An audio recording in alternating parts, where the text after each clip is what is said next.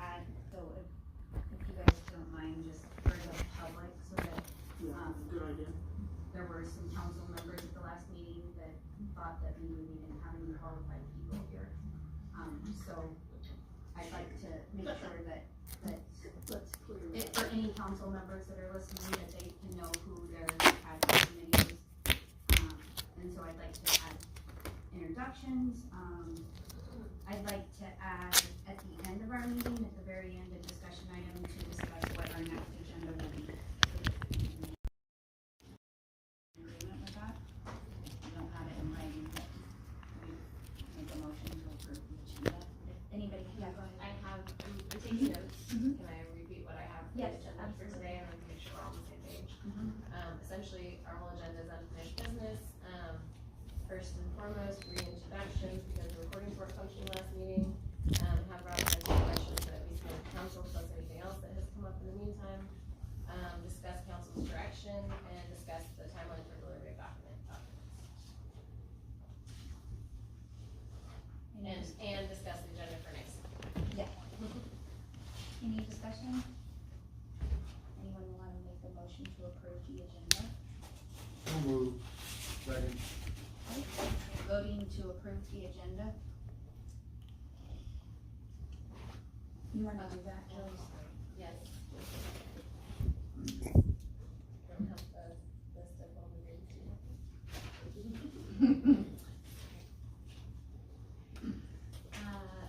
Phil Palooza, Yes. Lori Draper, Yes. Meg Testamarta, is she voting? I don't know that you can vote on the phone, I think you can listen. That was, but we've changed clerk, so I don't know. Rissy, Cassidy? Yes. Okay, thanks, Megs. It's gonna be close. Kelly Hatfield, I vote yes. Linda Burkett, Yes. Randall Kahn, Kevin Dunham, Yes. Jim McCracken. The agenda has been approved, and moving on to unfinished business items, we'll go ahead and start with introduction. Mr. Dunn, if you would like to start first. Kevin Dunham, live on Primrose, born and raised here, graduated high school here, 43 years in the high voltage power system and stuff. Just here to help out any way I can. Kelly Hatfield, 3 years on planning and zoning in Seward, and interested in getting involved in this. I'm Lori Draper, been in Seward 46 years, 34 years in banking, with National Bank of Alaska and then Wells Fargo. Interested in the issue. Megs, why don't you do an introduction? Okay, I just have to get up mute. Meg's testimony, I came to Seward in '83. I was initially a tech on the Alpha Helix, marine tech. Worked in science, teaching, and education. Lived in Nome for about 20 years. I was back here a while back. I had 10 years ago get my final degree in renewable energy engineering, and I retired from DOT. I don't know, about 7 years ago, working as an engineer. And very interested. Yeah, I have some background in education and power and electricity. Just trying to help out the best I can on this project. Thank you. I'll do me. Okay. I guess we're going around the room. Linda McCann, I've been in Seward for almost 30 years. I'm outside the city, so I have 5 meters, and I'm involved in PACAB, and I just felt like I wanted to help however I could to get the answers on these deliverables for the city. My name's Phil Palooza. I guess I'm kind of a newbie here, probably only 15 years in Seward, but I did a stint up at Nome, and during that time I spent 6 years as elected Nome Joint Utility Board member, and then following that another 6 years in the Nome City Council. So I kind of have that side of the picture that I hope I can offer some help in. Jim McCracken, your boss meeting.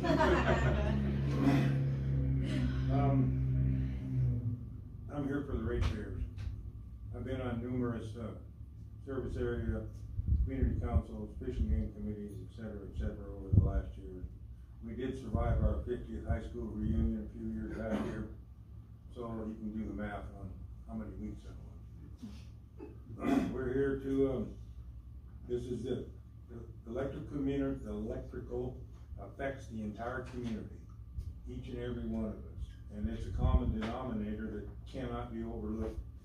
This community pays extreme utility bills, not only electric, but other operating budgets, and it's painful for a lot of people. I'm here for the ratepayer. Christine Casagranda, I've been here, I think, kind of my whole life, grew up in Palmer and stayed here in the summers.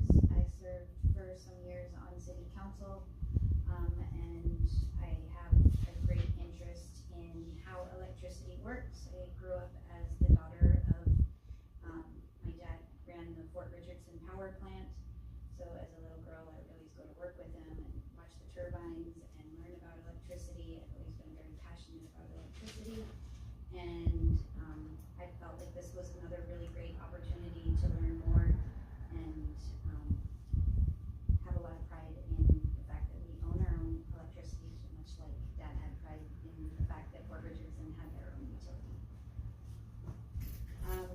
Go ahead and move on to the next agenda item of Rob answering questions to Linda's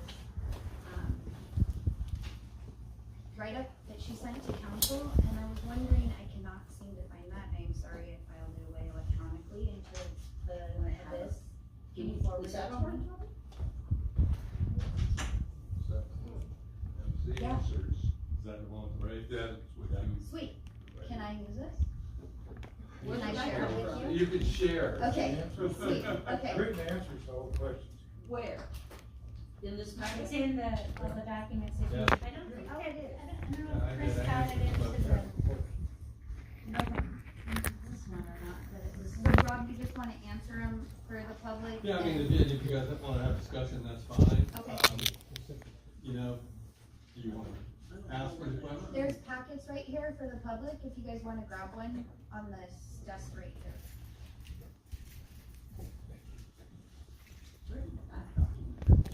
He said he took it out of that packet. It should have been in the package. I don't think, If it was part of the I don't packet, think it I made it to this packet, cause I looked for it. Oh. And it was in the original with all the separate documents, and That it was was one of the called, documents that Chris sent. and it's her. called Ad-hoc Committee Questions, that's the name of the Word document. It was sent to David, it was the first one from Chris, Well, you didn't ask for it, separated they out. sent it.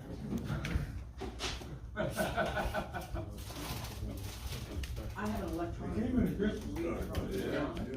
I can read from this, I'm just wondering, do you guys want the copy, do you guys want me to forward you the copy? I have it. Okay, Can I access it from my you files? guys get my holder. If you wanna follow along with that, I can share this, so Okay. I can go back and forth. Okay, so the first question that was submitted to council, for Rob to answer is, what is the current average cost per kilowatt? So right now, we're in the summer, season, we have seasonal rates, so we're a little over 12 cents on our base rate. For the month of July, the COPA, which is the pass-through that we get from Two Guys Electric, was a little over 11 cents, so our total per kilowatt for the summer months is a little over 23 cents per kilowatt hour. And I assume that that question in the last meeting, and I'm sorry, I watched the last meeting a while ago, and you guys had the last meeting even longer. Is there any discussion or anybody that has a follow-up with that? I mean, is that average across all the different categories or That's your primary, your residential. residential? Yeah, and if you go to the tariff, I believe I provided the tariff as well, you'll see that there's, different rates for different customer classes. And then what is the rate in the off-season or winter? It's about 8.5 cents. on the base rate. Those are all As on opposed page to 3, 23 correct? cents? Of this. There's some, yeah. They're on page 3, so I didn't it's in see the the very back. beginning of this packet. Thank you. I don't know where they ended up in the back. Yeah, they're in the very first. The very first page. Okay. Yeah.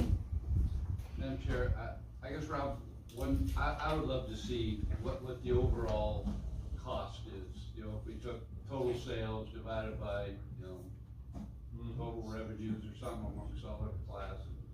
I don't know how fancy we need to get, but it'd be nice just to know that on average, we're paying 21 cents a kilowatt or Sure. something. And we can get that, we're right in the middle, Phil, of a rate study. Right, so that would. And that would answer the that, question. right? We should have results on the rate study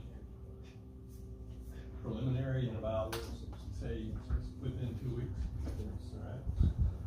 All right. Any other discussion, questions? I do wanna mention that in this packet, I got through about a third of it today on my computer at home, and you have given us pretty much everything we've asked for in this packet, I'm pretty sure. There's a really good, year-by-year total costs. All we need to do is have some time to actually go through it, and the numbers are all here. You won't have to try to remember off the top of your head. Yeah, I think Kevin, I was able to get to most of it. I think there was one document I was still waiting for finance to deliver. But as soon as I get that, I don't know. Madam Chair, I do have a question. On page 244 of our massive handout, appendix E, I've had a chance to look at appendix E on rates. It has a breakdown between Seward, Homer Electric, Two Guys Electric, north and south. So can you take a look at that, do you have that? No, I do not. But I think if you're looking at the rates as far as residential, if I recall correctly, 245, yes. 245, yes, excuse me. if you start with the highest, I believe Golden Valley is gonna be the highest, around 25 cents per kilowatt hour. I believe Homer Electric is next, around 24 cents per kilowatt hour. I believe Chugach South, if I'm not mistaken, Jim, is around 21 or 22 cents. I don't know, that was my question, it shows 8. I didn't know. Oh, you're looking at the base rate. I was giving you the overall. So the base rate here in Seward then would be 22.10. No, that's the overall rate. Our base rate is 12, a little over 12 It's a cents in customer the summer. charge. Customer charge is 22.1. 22.10. Customer charge for True Gas South is 8.00. And the same way with HEA is 20.0. Now that's customer rate, okay? And then after that comes sales tax, meter reading fee. Right. Jim, I'll be glad to, I've got, access to a document that shows all the rates for the different rail belt utilities. I'd be glad to provide that. It's, I get it from, the commission. Right. So, If I may, can you, just for those of us that are still learning, define exactly, when you refer to rail belt, are you referring to? Good question. Thank you, can you tell us who you're referring to? There are currently 5 rail belt utilities, we're included, we're the only municipality. You have Homer Electric, you have Chugach Electric, you have Matanuska Electric in the valley, and you have Golden Valley. So basically the rail belt's following the railroad from the Kenai Peninsula all the way to Fairbanks. And HEA is not a part of that rail? No, they are. They are. Oh, they are. They just don't have a railroad. We, I do have a question, CEA South and North, can you just clarify that South is the old Chugach territory and North would be the ML&P? That is correct. That's correct? Okay. And ML&P's rates are still, or Chugach North is still higher because of, they were higher before they came on so it's a board? good check, yeah, I mean, they're planning to merge their rates so they can get a blended rate at some point. And that's part of the process they'll be working through their rate hearing this coming up. I'm not sure when it'll happen, Kevin, but at some point.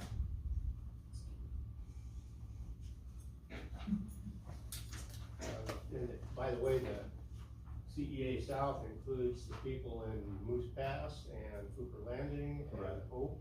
All of them pay substantially less than anybody else on the rail belt. Any further discussion? Moving on to question number 2.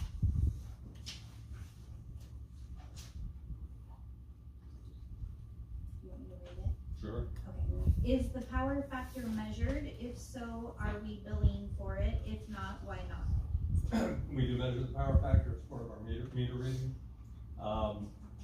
We do not, bill for it today. I would not be opposed to it. The issue that we have is when I've looked at the numbers, there's some numbers that do not seem accurate. They seem so low to a question. So what we're looking to do is if we can at some point verify that those numbers are indeed accurate, it's something that we can consider. But with all of the billing issues that we've had over the past 12 to 18 months, there's no way I would take that on today. Until we can get our billing issues that we've had trouble with, this would be it's biting off more than we can chew. I did see in one of these documents that they are required to keep track themselves, the large industrial Right. customers of their power factor, and that you can go over and do your metering test to see if they're accurate. And that doesn't happen at this time then? No. And that's part of the problem. I mean, it comes back to resources. If we had more resources, we could do some of these things. Today, for us to take on that kind of effort would be time consuming, use up a lot of our human resources, we're limited. You know, again, that's one of the reasons I would like to see, you know, whether the utility were to sell or not, or whether we rebuild. The bottom line is we need more resources. We can't take on these kind of efforts unless we get more resources. And we gotta fix the issues we've had with billing. And that's been a big problem we have had. You know, when we took on the interconnected customers and the net metering, you know, we've had issues getting those done, number one, at all. And number two, when we've been doing them, we've been doing them manually. And that's one reason we were looking to outsource the billing, is so that we can get to a point where we can do everything electronically. The company that we chose to outsource, one of the main reasons, not only were they the best by far, but they used the same software that we use. So if we had some issue in the future with the billing, and we needed to bring it back in-house, we could easily do that. But you know, they were able to take our software, and they are capable of doing the electronic billing with the software that we were unable to get figured out here. Okay, can we go back just for a minute to the power factor? Are you aware of any times that they have tested for power factor in any of the large commercial? I'm not. Because you require it for those customers to be carrying their own power factor if they're lagging. Yeah. And I agree. And again, that's where I'd like to get us to, is where we are going back. Where you wanna get is, if you know this, if you are gonna charge for power factor, you want the customer to have the most efficient power factor they can, which is usually a 0.9 or 90%, right? Anything above that, you're fine. Some utilities bill for low power factors, which would be below that level. But your ultimate goal is really not to bill for power factor. Your ultimate goal is to help your customer improve their power factor. That's where you want to get. So you don't test, you don't know if they're. Exactly. So, one follow-up question to the losses, this goes into the losses that, they gave us a sheet showing that, you're between 8% and 9% losses. Correct. Does that include non-metered places like the city shop or streetlights? Subject to check, Kevin. I would have to check. You would? Yeah, I don't know that. So we had heard with the group last week, or 2 weeks ago, somebody had brought up that they had heard that there were a lot of unmetered, places where buildings had been hooked up that were owned by the city and they're not being charged. So those losses then are being charged to all the customers Sure. as losses. Right. When they're truly not losses, except in billing. Well, and one note, you know, hey, if you look kind of across the board at what would be an industry average, it's usually around 5 or 6% on your line. Not On your power factor. 9%, that was kind of shocking to see. Yeah, that. it's high, no doubt, but not, you know, it's not like the low end of the power factor's 1 or 2, right? Madam Chair, back to the power factor, I mean, I'd be curious to know what we're looking at. I mean, Me too. should we be billing out $10,000 a month on power Possibly. factor costs? Or- Possibly. And And again, I'll say, Bill, when you cannot even get to a point that you are able to do your standard billing well. And it's an issue that I fought for over a year. I've got a couple of my employees here in the audience who can testify. So until I could get the basic billing functions down, this is one of the things I talk about all the time. This is why when you hear me talking about having more resources and having the expertise within the company, that I've been a proponent of selling and merging with a larger utility. Now, can it be done here? Yes, but we need more resources. And when you have those resources, you can take on more. We've had this conversation about heat pumps. I do believe heat pumps are a viable option here in Seward, right? Right, but, But- you know, but the power factor, I mean, if it's a significant deal, I think that's our job as a committee, to say, hey, council, we got to Sure. get some billing Yeah. done so we can be charged, because otherwise, everybody's paying for that. And, Lots, again, and- I don't disagree. And so, I don't know if you can show, you've got the meter readings, you've got the data that shows what these power factors are. Yeah, and I mean, there's What's it some gonna of them that take are to so look at? far down on the scale, you have to question the accuracy, but they very well could be. Right. And at that point, again, you can charge, you're gonna make some money, Right. but at the same time, you wanna make sure you're working with your customers. Oh, absolutely. To improve it, right? I I mean, the last thing you wanna do is, let's say it's one of our schools, that you wanna go in and start charging large numbers for power factors to your school. And I can tell you right now, there's some of the schools that are way down on that list. I just don't know if they're accurate, right? Well, I mean, it's what we have, contract with engineers to do if we have to. I mean, It is a question we'd like to have some answer to before we're done with this job. Sure. So, and For the, at least a sample from SMIC, one of the schools, Swordfish, what's it called, Well, not let me- Swordfish, what is it? Oh, yeah. Okay, And let me say this, you know, when I came into this job, I've been in 2.5 years, right? When I stepped in, we had a number of issues. And Richie, you were on council, you've heard me say many times, you do not compromise on safety and you do not compromise on reliability. And when I came in, the right-of-ways, transmission right-of-ways, especially near Moose Pass, were the worst I've ever seen. We had trees growing up into the power lines. We had arcing and flashing on a regular basis. We're lucky that we did not start a forest fire. That had to be priority one, plus we were having a number of power outages, alright? 2, you look at what we had on Nash Road. How it got to that point, I have no idea. But you should never have your transmission, and for those in the audience that don't know, transmission is your high voltage, right? You should never have transmission poles that are being held up by the tension of the power lines. So when you come into a job like this, my first goal was to prioritize what we needed to get done, make sure it gets done, and make sure that we're also doing what we have to from a safety standpoint. The other stuff, for me coming in, was noise. You had to take care of these problems first, and that's what we've done. We have cut the power outage down 75% over the past 2 years. I would think that most of you have noticed that. And if you drive out Nash Road today, you'll see that we got brand new power poles on Nash Road. On the back half, we'll come back in the spring and do the front part of Nash. And we've just finished the upgrade going into the Fort Raymond power plant, the last half-mile section. So, in 2.5 years, when you look at the things that have gotten done in the utility, we've actually kicked butt, all right? I've got good folks that are sitting back here, I've got good crew, from an operations standpoint, we have a decent staff, we're staffed about right. It's the other side of the utility where we need help. So, yes, billing, the other thing I got hit with coming in the door was, we need to be interconnected.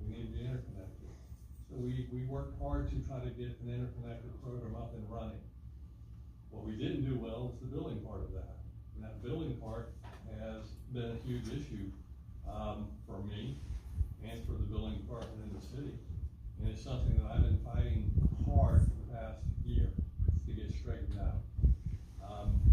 We lost our one person at the utility desk that had been doing it for a number of years, who moved over to the fire department. So again, when you start looking at the issues that we have dealt with and the things we've gotten done, the power supply contract with you guys electric, supposed to have been renegotiated in 2016, wasn't done. So when I come in the door, it's another thing that I need to take on the meeting. Also, when I walk in the door, we had the rate study already underway in the very early stages. So I had to take the rate study on as well. Okay, But I'll wrap up. Linda, go Done. ahead. I just, as we're going through this stuff, we're gonna identify things like we've already identified with the power factor. Anything that falls outside the deliverables needs to go on a list, and that can be stuff that we look at after we've finished the deliverables. But I really think we need to give them the deliverables as the top priority. So identifying other things that need fixing is fine, and when we give it back to council, we can include our recommendations about power factors or whatever else. But I really want us to stay focused if we can on reaching the deliverables. Lori, did you know? Yeah, mine was on billing, and since you brought it up, it wasn't really part of that question, but you brought it up, and I happen to be one of those customers that has some solar panels, so I know full well how much time you spent with one single consumer on the billing and how much time that has taken. So my question is on the outsourcing, when does that start, or? Starting now, this Starting month. now, Yep. okay. And how many full-time equivalents does that free up for you? Oh, well, it doesn't free up any for me. None for you, The the city. billing is in the city's finance department. We have one utility desk person. Typically, you would fill that with two, but we, for the past, since I've been here 2.5 years, we really haven't had that second position filled. I think we've had somebody in it for like 3 months out of the 2.5 years I've been here.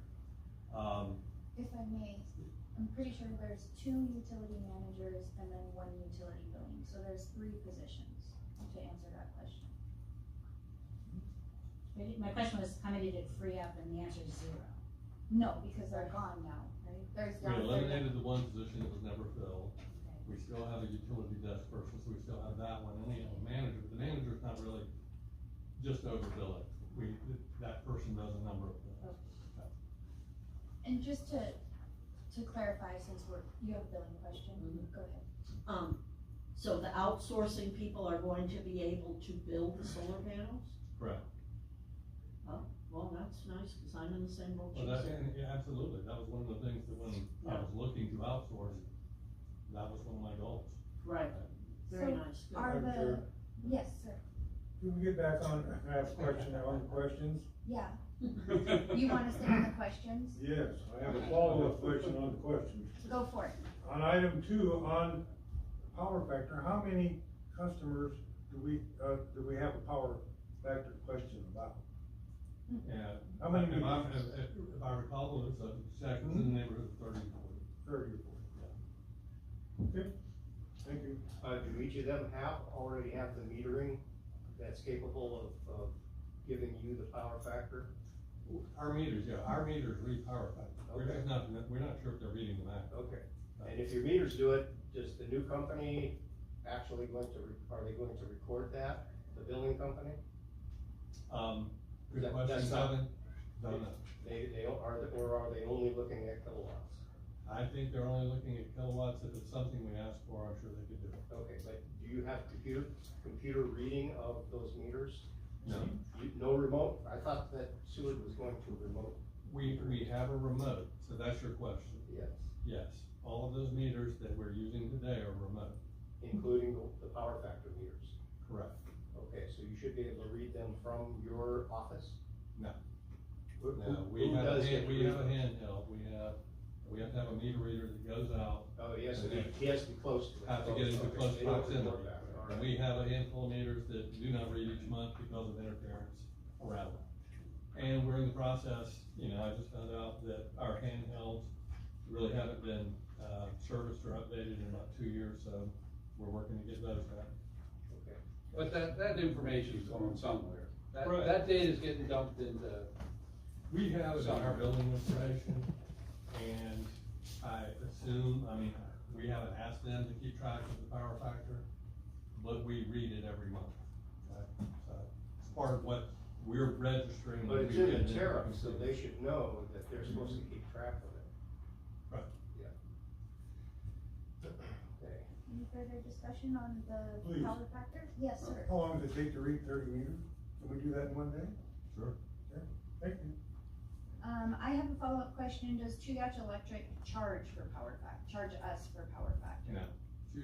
If I recall correctly, they do not charge for power factor at all. Okay.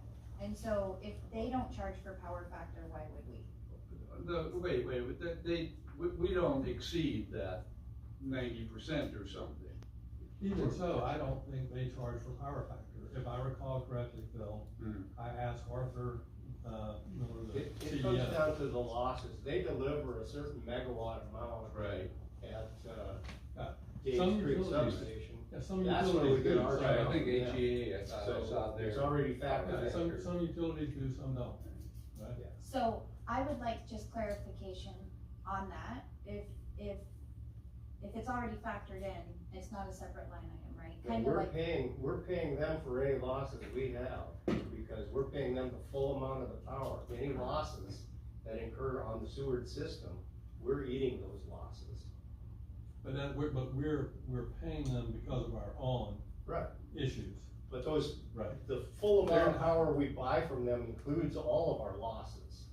Correct, but they're not doing a line item for power factor on us. is it in there though?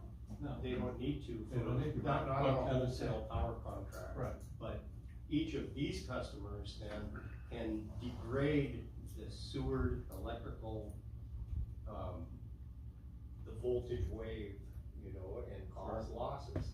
So if a customer over across the bay is causing losses, it can affect all of the customers by lowering the voltage for the rest of us. Okay. That's the way the power factor works on a distribution system.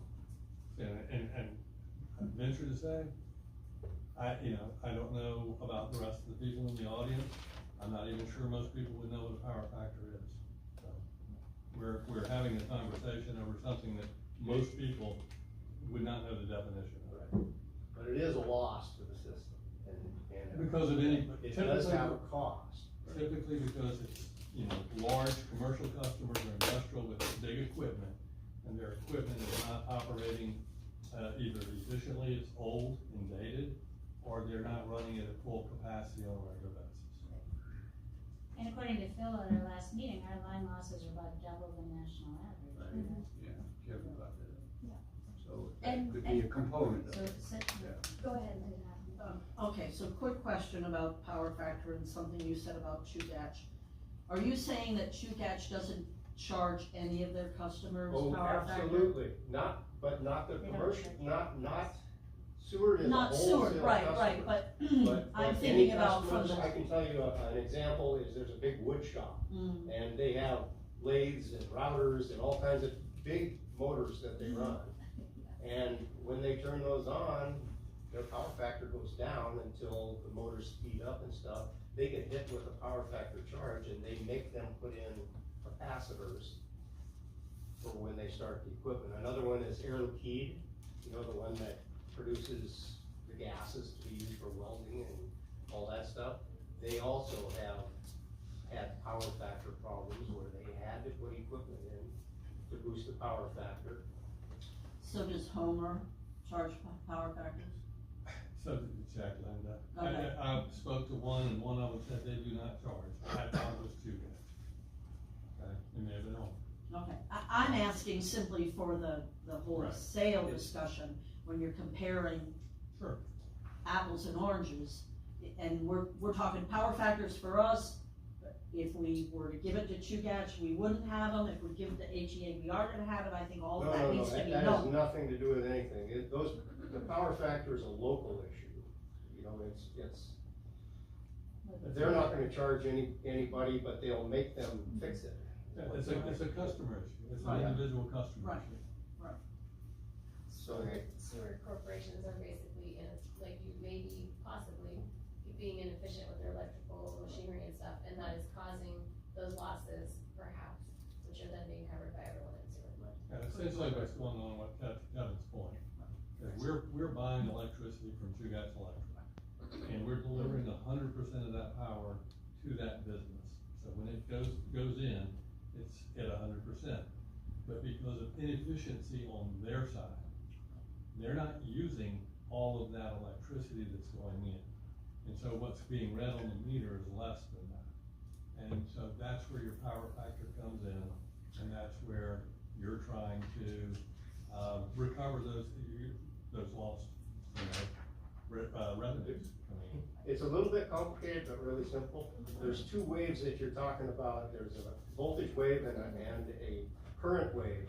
And leading and lagging has to do with, you want the voltage wave to lead the current wave. But in some cases, the way that the equipment works, it reverses and then you have losses. Okay, that's where your power factor's bad. But we don't really wanna get into that part of it. It's a loss, there's a It gets loss really, for the it's community. extremely complicated. What we wanna see is a couple of test cases, and then maybe we'll just table this, because maybe it's not that big of a deal after all. So, I think we may be spending too much time on that. No, I would agree, I think we're in Yeah. the weeds on it, I think we'll follow up, we'll be glad to do some testing. But again, this comes back to, your limited resources, running a utility this small. It's now a line item, so Rob will check into it, and we can move on to Perfect. other things. Any other discussion? So we're closing up question number 2, and we have, Rob said that he will come back with, some power factor readings on what, is it gonna be a random check into it? Couple of large ones. Couple, No problem. 2 of the largest? And maybe we can And get, we'll pick some that we feel like are, not where they should be. Interesting to see SMIC when they lift the ship. Yeah. Check the Right. power factor when they lift the ship. Right. That would be very interesting. okay, and To so, me. just for somebody that doesn't fully understand how all this works, can you tell me, is it something that you read over a month of time, or is it like a monthly reading? What does that Power look like? factor's read each month when we read the meter, Wow, so we okay, have those numbers, right? And they record, those meters record, so Yeah. it will have a history of the power factor going up and down.